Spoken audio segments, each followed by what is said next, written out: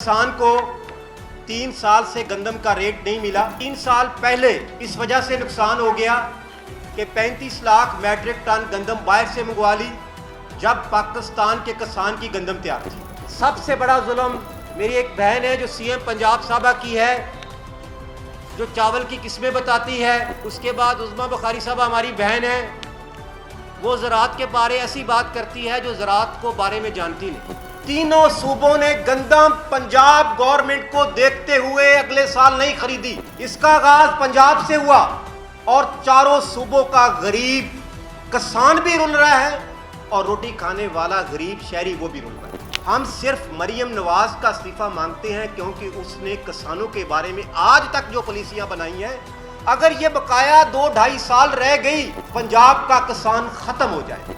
हम ना करप्शन करने देंगे, हम रोड पे निकल के जान दे के अपना जानों का नजराना दे के आने वाली नस्ल किसान के लिए कुछ करके जाएंगे।